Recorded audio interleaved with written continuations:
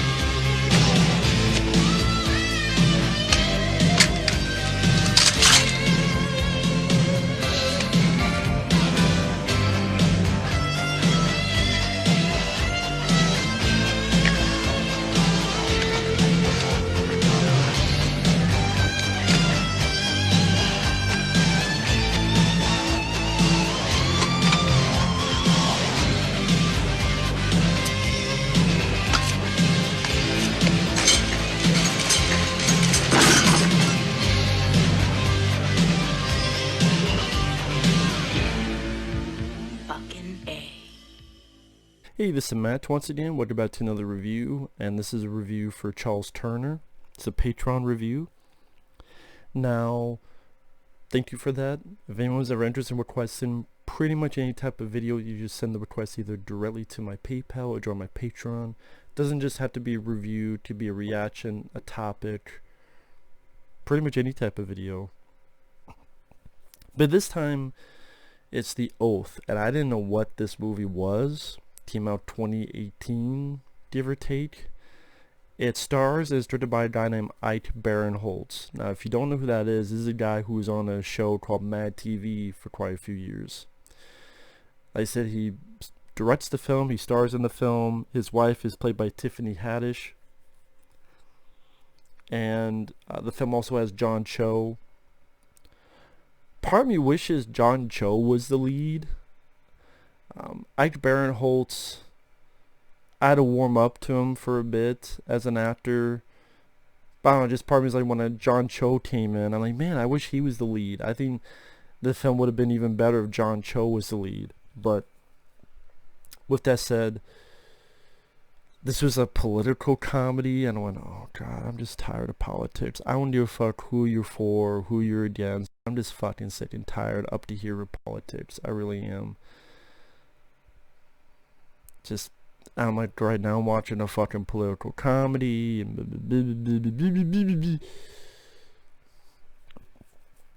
but the interesting thing about this film, for the first 20-30 minutes I'm like, oh.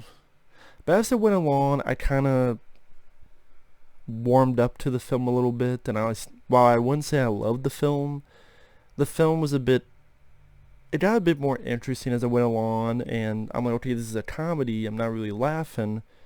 But then about, I don't know, 20-30 minutes in, I started laughing here, laughing there, and I could believe, it's not I could believe in the plot, a certain way people talk, a certain way people react. And yeah, I can see that happening if you took all the filters out, and if you're open to a comedy that goes political, you do a lot worse. Because what happens in this movie, there's this thing called the Patriot's Oath, a loyalty waiver saying if you sign this, that means you love the United States and you love America and all this stuff. And if you don't sign it, nothing happens to you. But if you do sign it, you get tax credit, all this other stuff. And like I said, Ike Barinholtz and Tiffany Haddish are a couple. They have kids. Thanksgiving is coming up. And Ike Barinholtz's character is always obsessed with what's on the news. And wife, Tiffany Haddish, which I will admit, Tiffany Haddish, when I saw her in the cast, I'm like, but she's a bit toned down here compared to other films, which I actually appreciate. Because there are times where Tiffany Haddish is kind of like Kevin Hart, where she's going outrageous and crazy, and it's like, you want to tell the person to hold back a bit, but she was held back a little bit in this, which I appreciated. And like I said, the first 20 some minutes, I'm like, I don't know about this. Where is this going? Because they're having discussions about this Patriot's Oath. His co-workers all signed it. You did lame pieces of dialogue like, come on, you signed it? We drove to that rally. Remember that fart? Remember the vine we made of that fart? I'm like, oh great, this is the kind of movie it is. And then when he's just to Thanksgiving, family is arriving, mainly Ike Barinholtz family. The mom comes in, the mom's his mom and a kid are driving, they see this guy on the road who's got a bit of road rage and slashing up tiles.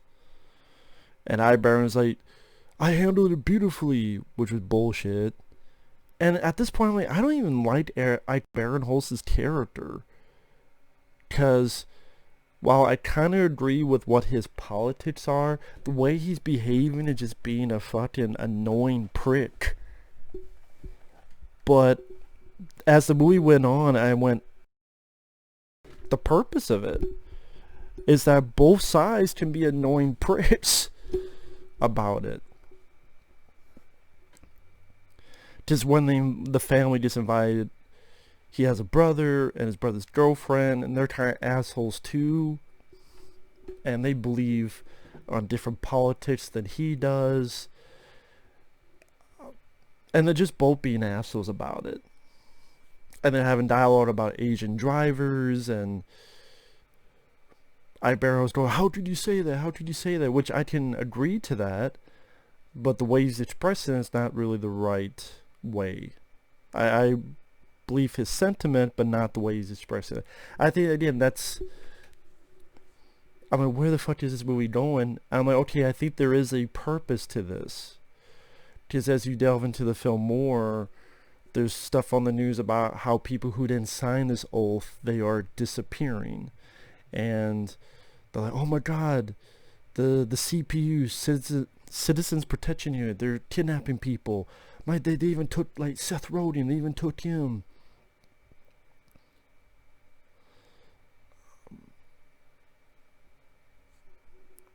And as Thanksgiving dinner begins, and they're having a conversation, that's when I started kind of laughing here and there. Like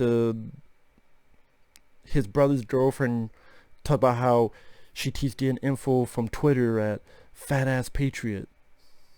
He's verified. And then the way Ike goes, yeah, he's a verified idiot. The way he said that, I'm like, that made me laugh, because I kind of understand the notion and can almost agree with it. As in, who gives a shit? Twitter, yeah, he's a verified idiot. And just how sort of the filters coming off with this family more, where the bro's girlfriend thinks Chris Rock is a racist. Ike is going to hold his tongue, but he's like, that's the stupidest fucking thing that I've ever heard. And then the brother goes, well, it's her opinion. And then Ike goes, yeah, and her opinion is wrong. And then the other guy goes, well, as soon as, as soon as you trigger someone, you call everyone a Nazi. And then Ike goes, yeah, well, you fucking suck. Everything about you fucking sucks. And, like, that made me laugh, because, honestly, I could see that conversation happening, sadly, on Twitter or Facebook, or even in person without the filters. And kind of that reflection of, yeah, this is ridiculous, and this is goofy, and this is silly, but sadly, that is a reflection of reality, whether it be in 2018 or even 2020. And I think that felt real, sadly, to me, that type of conversation. Someone thinking Chris Ross a racist. The guy go, well, that's the stupidest fucking thing I ever heard. What's her opinion? You know, no, yeah, and her opinion's wrong. That type of mindset, that type of dialogue, that type of conversation and fighting in family, infighting of within the family, again, that felt real. Not the stupid dialogue earlier about, we remember the vine we made of the fart. Fuck that shit. Like, this stuff, okay, that felt funny to me. That felt true to me. Get off your high horse, bro. No, I liked my horse. I thought that was a very funny thing.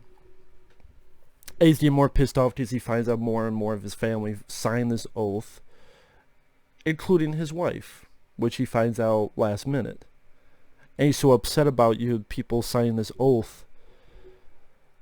And I'm like, okay, well, I understand him being upset, but again, it's like he's acting like a dick too. So again, he's like, even Ike Barinholtz, I don't know if he's trying to make us think that he's a likable character. Part of me thinks not. It seems like maybe I'm wrong, but it seems like one of the themes of the film is to be more tolerant. Just because you disagree with someone's opinion, you can be a little bit more tolerant. Because it seems like by the end of the film, the family's a bit more easygoing with each other.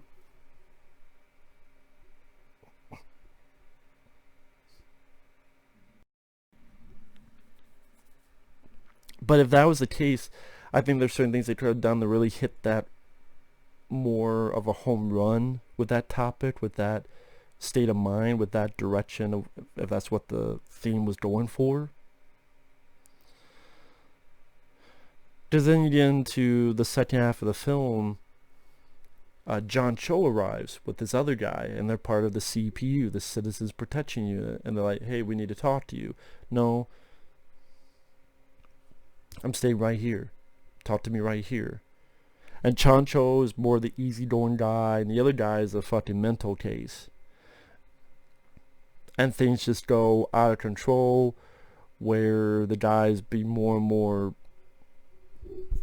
pushing Ike Barinholtz, being more threatening, and all of a sudden chaos reigns where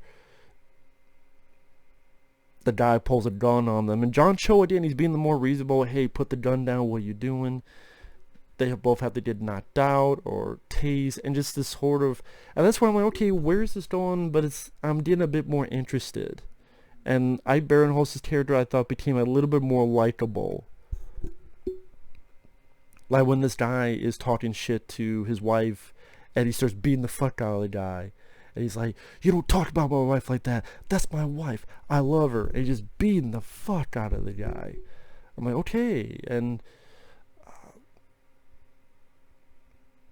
well, the guy gets loose, is almost trying to stab him and trying to almost shoot him. And I was like, oh shit. You know, no, oh shit. And Tiffany Haddish, again, I was worried that she was going to be... I've seen films where she's so outrageous and bigger than life. Here, not really the case. Case in point, there's a moment where the two of them, when things are going up shit creek, they go into another room. And Ike is talking to his wife. He's like, I know my brother's girlfriend said she's a fucking cunt. And then she just pisses, no, you can't say that. You can use pussy, you use trash pussy, you use all that. I agree with you, but you can't use cunt, alright? Fine, she's a trash pussy. Fine, okay, fine. I agree with you. She is a trash pussy, but you can't use that other word. I thought they worked well together in scenes like that, and I actually bought a little bit of them actually liking each other and being a couple in the second half of the film. And I do think it's a movie that, from the Thanksgiving dinner on, some people say that's when the film falls apart. For me, that's when the film... Because when I'm watching the first 20 minutes, I always thought, man, this is going to be a rant. But after that, I'm like, okay, this film is actually kind of more interesting than I thought it would be, and more wondering, okay, where's this going next? Now, to jump ahead, spoilers, major spoilers. The guy starts threatening his kids, and the guy's like, fuck you, I'm gonna be ready to shoot you. And some of them like, don't do it. Some of them like, yeah, you gotta do it. And again, I was like, I can't understand Ike Barinholtz's frame of mind here. But then last minute, there's a new president, because the old president steps down, and the new president, I'm like, oh shit, it's Bruce Boxleitner. You know, Tron. Of course, Tron is president. Tron will fix everything, and he does. It's Tron. It's you know, the captain from Babylon 5, not Babylon AD. That's a different thing. From Babylon 5. Or again, most people think it's Tron. So Tron fixes everything. He's like, you know what? I'm the new president. This old thing, we're gonna hold off on it. And so now everything's like kind of fine. And they drive John Cho. Which again, I like John Cho as an actor. I loved him in Searching. Searching was my favorite film that year. Really liked him in Harold Kumar films, all three of them. There are a lot of times I wish I would see him in films. I wish he had more to do, or I wish he had a bigger role. And it was cool to see John Cho in this, but like I said, I think it would have been really interesting to see John Cho play the lead role in this, and what he would have done with these lines, and with the delivery of the lines, and the lines he would have been given. I just think John Cho as the lead would have been a much more interesting film. Just like Ike Barinholtz, I mean, at the second half of the film, he was fine, but part of me was like, okay, are you just putting yourself in the lead role because no one else is going to cast me in the lead role? So since I'm directing it, I'm going to do it myself. Okay, I mean, I've seen much worse actors. He's not a bad actor. Again,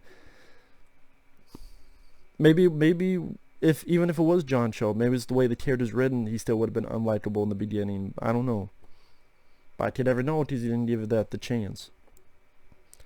But I would say, like, after that, when they're taking the two CPU agents to the hospital, and you find out that the crazy guy is like, wait, you're a fucking mall security guard? I thought you were special forces, and that you killed Bin Laden, but instead you're fucking Paul Blart?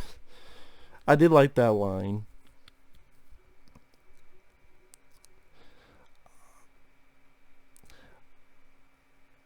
The crazy guy is taking John Cho in, and pretty much he only says like good luck to your family or whatever. Maybe because it's still meant to be a comedy, you're not supposed to expect more. But I'm like, well, this guy tried to kill people, threaten your kids. Either part of me is like, I'd rather see him still get his ass shot in the face and killed for being a piece of shit. Or maybe to even give a bit of explanation, like, why the fuck did you threaten my kids? Or like John Cho during the ride says, oh well, he should have even been CPU. He had anger issues. I don't know, like that whole explanation just wasn't that satisfying. Part of me wanted this guy to get much more of a comeuppance or something. Or to explain himself more. But maybe it's like, well, it's a comedy, he doesn't have to do it. I don't know. To me, with how serious you get in the third act, I think a bit more should have been done with that. Him and his brother, Ike Barinholtz's brother, drive off. And like I'm saying, if it's supposed to be this theme of, okay, now the characters are going to be a bit more tolerant to each other, maybe we'll let a few scenes, like they come back and maybe him and the brother's girlfriend, they start chatting and actually are nice to each other one time. Or maybe him saying bye to his brother and, hey, you know, blah blah blah, try to have some kind of common ground. Again, if Ike Barinholtz is a director, if the reason he made him and his brother's girlfriend so unlikable at the beginning is to showcase this, or we gotta be more tolerant to each other, I think at the very end more should have been done to, okay, these guys do I have some common ground, maybe a conversation or two, or a handshake, or just something more. Instead, the very end is the family is left, and him and his wife share a piece of apple pie. Okay, that's sweet for the two leads, but again, like I said, if you're making this whole theme of tolerance, I think more could have been done at the end. So to me, it is a flawed film. It's a film that I just see people giving up in the first 20 minutes, or just the whole idea of the film not be like, I don't want to see this kind of film right now, which I don't blame you, because even I'm tired of the fucking anything political, anything politics-wise. But this is a film that was not a rant. I was a bit surprised myself. When I kept with it, it made me laugh at times. I thought the movie got a bit more interesting as it went along. Just for me to go, where is this going? I had never heard of this film. How is this going to end? Granted, I just spoiled it, but oh well. That's what I do. Yeah, I didn't mind The Oath for what it was. I think stuff could be improved, but again, I look at a comedy, if it makes me laugh at least a couple times, I can't hate the film too much, because that's what the comedy's supposed to do. So with that said, thanks for watching. Take care. We'll see you guys later. Bye bye.